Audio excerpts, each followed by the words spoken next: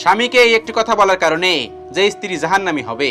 স্ত্রী যতই নামাজ আদায় করুক, যতই রোজা পালন করুক, একবারের জায়গায় 10 বার হজ পালন করুক, অর্থাৎ আল্লাহকে খুশি করার হাজারটা চেষ্টা করার পরেও সেই নারী জাহান্নামী হবে। যে নারী সর্বদা স্বামীকে অপমান করে এবং স্বামীকে বলে তুমি আমার জন্য কি করেছো এবং তুমি আমাকে কি দিয়েছো, অপর কোন স্ত্রীর স্বামীকে উদাহরণস্বরূপ দেখিয়ে স্বামীকে অপমান করে, স্বামীকে এই কথা পর্যন্ত বলে তোমার সাথে আমার বিয়ে না হলে তোমার সংসার কেউ করতো না, যে কথাগুলো স্বামী স্ত্রীর মধ্যকারে বন্ধন নষ্ট হয়। অর্থাৎ স্বামীর কোনো ভুল থাকলে আশেপাশের প্রতিবেশীদের সাথে জোরে জোরে বাজিয়ে বাজিয়ে বলে। মূলত তাদের উদ্দেশ্যে মহানবী সাল্লাল্লাহু আলাইহি সাল্লাম এই হাদিসটি ব্যক্ত করেছেন।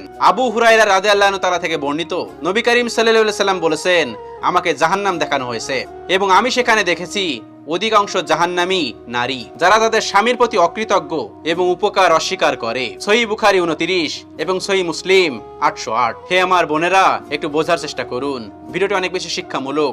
কোনো মানুষ নিজের সাথে এই ভিডিওগুলো মিলাবেন না।